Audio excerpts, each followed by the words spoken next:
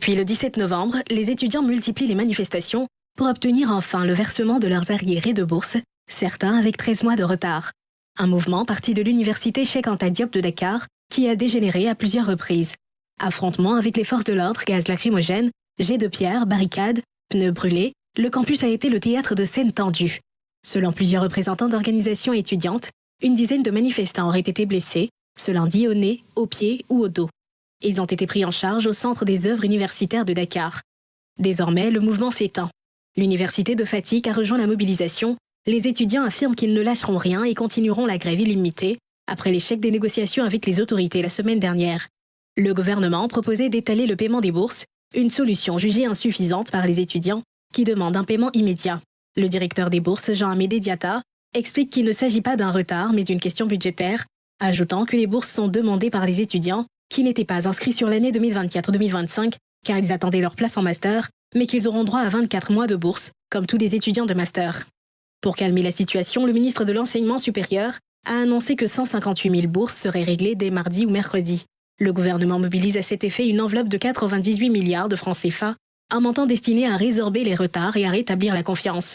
Sur ce budget, 90 milliards seront consacrés aux étudiants inscrits dans les universités sénégalaises, tandis que 8 milliards iront aux bénéficiaires poursuivant leurs études à l'étranger. Avec ce geste, l'exécutif espère mettre fin à une crise qui fragilisait les campus et raviver les critiques sur la régularité du versement des aides. Au Sénégal, la colère gronde et cette fois, ce sont les étudiants qui se lèvent. Que dénoncent-ils vraiment? Pourquoi les campus sont-ils devenus l'épicentre d'une tension grandissante? Derrière les heurts, les arrestations et les cris, il y a des vérités que beaucoup préfèrent taire. Alors, que se passe-t-il réellement dans les universités sénégalaises? Découvrons ensemble ce que personne n'ose dire. Bienvenue sur Terre d'Afrique. Ici, les spécialistes donnent leur point de vue. Abonnez-vous et partagez. Cheikh Oumar Doumbia, pourquoi en est-on arrivé à cela, à une telle situation? Pourquoi en est-on arrivé justement à une situation où les étudiants sénégalais doivent descendre dans la rue pour réclamer le paiement de leur bourse? Alors, premièrement, parce que certains d'eux n'arrivent pas à mettre la main sur les bourses depuis 13 mois pour certains et d'autres mois, mais surtout parce que le Sénégal subit une période assez complexe, économiquement parlant. Des réajustements budgétaires compliqués, le changement de la dynamique administrative, c'est-à-dire la dynamique du gouvernement avec l'arrivée du PASTEF, qui n'est pas forcément simple. Aussi et surtout, ce qu'il faut reconnaître que le nombre d'étudiants aussi ces 10 dernières années au Sénégal s'est multiplié par plus de 40%. Donc, ce n'est pas une situation toute simple, avec toute la difficulté économique auxquelles les nouveaux dirigeants font face, mais aussi c'est l'effet d'une certaine démarche politique aussi, qu'on ne peut pas exclure. C'est le Premier ministre Sonko, alors, en tout cas, patron de l'opposition dans telle que figure, je le dis telle que figure, patron de l'opposition telle que figure qui disait qu'il fallait tout faire pour ne pas gazer des jeunes dans la rue ou agir de la sorte vis-à-vis des jeunes. Donc c'est aussi cette impatience qui a été cultivée ou provoquée par le discours politique du PASTEF qui se voulait fortement réformateur, mais qui est dans une philosophie tout aussi révolutionnaire, c'est-à-dire que changer le système ou changer carrément les acteurs. Donc, ce qui fait que les attentes ont été mises à un certain niveau, et pour des gens qui ont des attentes très élevées, ils ont du mal à accepter que toute cette difficulté s'installe et accepter le discours gouvernemental. L'élément nous le prouve suffisamment que quand le gouvernement propose quand même d'agir de façon échelonnée, les étudiants disent niet, nous voulons une action tout de suite et maintenant, parce que à ce discours ils ont été nourris. J'ai aussi le sentiment, et c'est peut-être qu'un sentiment personnel, que le Terra Meeting y est pour quelque chose. Le Terra Meeting du 8 novembre dernier animé par Absolument, absolument. Parce que le Terra Meeting, on ne peut pas être en difficulté et envoyer un message de force. Celui qui est en difficulté brandit sa force, dit en effet, c'est comme les requins vont sentir le sang.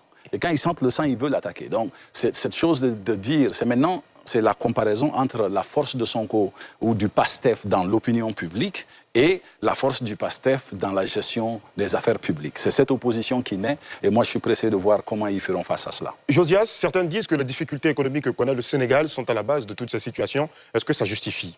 Alors, en partie, oui, parce que lorsqu'on est dans un pays où il y a quelques troubles comme cela, ça ne rassure pas certains acteurs investisseurs. La Côte d'Ivoire a été une preuve ou une démonstration pendant une période donnée dans son histoire, dans les années 90, où on a remarqué aussi les mouvements de jeunes. Donc oui, en partie, ça ne rassure pas certains investisseurs.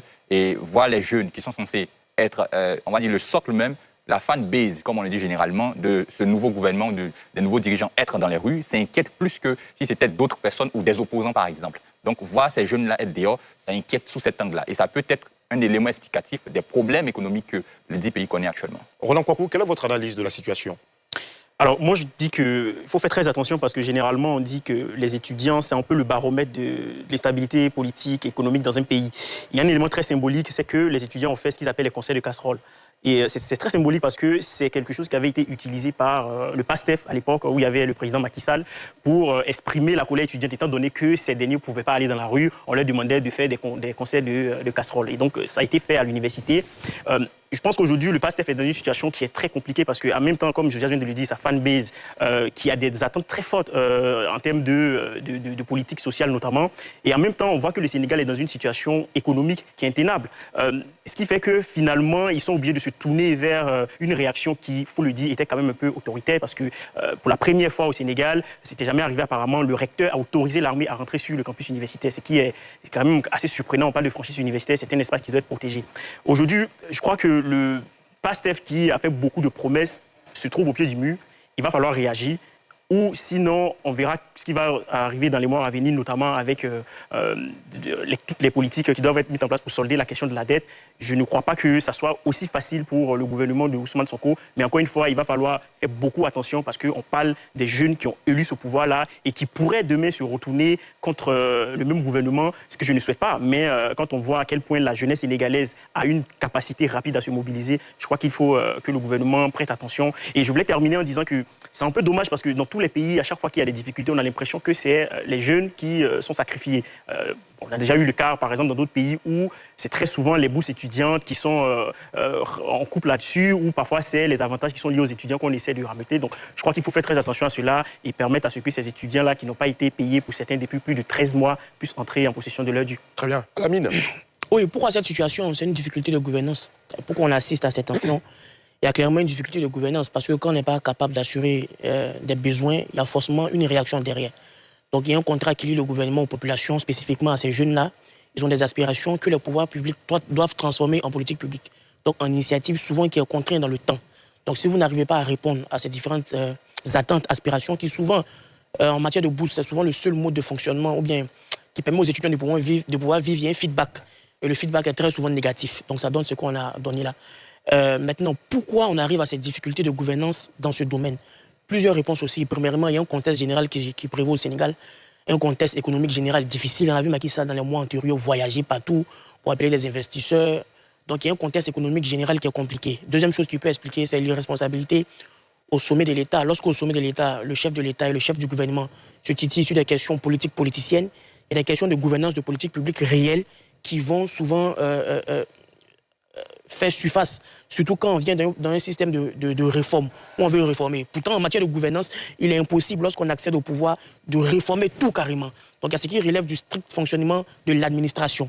Donc, lorsqu'on n'est pas capable de pouvoir gérer des questions politiques politiciennes, il y a ces lacunes aussi de gouvernance en matière de sciences administratives, de gestion même simple de l'administration qui vont refaire surface. Maintenant, l'autre problématique, c'est est-ce que, avant même le gouvernement du président Bassirou Diomaye Faye, le Sénégal était déjà dans un processus structurel de gestion des bourses, à l'instar même des autres pays de l'Afrique de l'Ouest, c'est pas seulement au Sénégal. Donc très souvent, même dans nos différents pays, on entend ces grognes populaires dans les campus universitaires. Donc est-ce qu'aujourd'hui, il y a un système structurel cohérent qui permet de pouvoir gérer la question des bourses? C'est une interrogation aussi majeure. Mohamed Nour Djarassouba, quelle est votre lecture de cette situation au Sénégal? Je pense déjà que ce n'est pas une belle image pour l'Afrique, de voir que les étudiants réclament leur bourse de cette manière-là et qu'on arrive à 2 semaines d'affrontement. On parle quand même de plus de 150 000 bourses qui sont réclamées. Il faut comprendre quelque chose, c'est que c'est le seul moyen de subsistance pour les étudiants.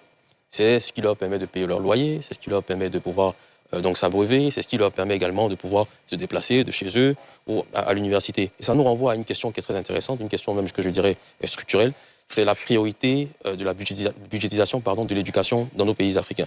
Aujourd'hui, où est-ce qu'on en est quand on connaît la situation aussi économique du Sénégal? On revient à cette question-là. Quelle est la priorité qui est accordée justement au financement de l'éducation? Pourquoi on en arrive à ce stade-là où on ne peut plus, où on a du mal à payer les bourses des étudiants? On peut peut-être parler de solutions, proposer des solutions au gouvernement sénégalais, quand on sait que dans d'autres pays un peu plus développés, ils ont proposé des alternances, notamment avec des étudiants qui ont la possibilité à la fois d'aller à l'école et de pouvoir donc avoir un pécule moyennant donc un emploi d'étudiant. Ça, c'est peut-être des options que le gouvernement peut voir à long terme, mais quand on veut regarder là à court terme, il faudra trouver donc les moyens de pouvoir donc prioriser l'éducation pour justement permettre aux étudiants d'avoir leur bourse. Merci d'être resté jusqu'à la fin. Donnez votre avis en commentaire. N'oubliez pas de vous abonner, de liker et d'activer la cloche de notification pour ne rien rater de nos prochaines vidéos.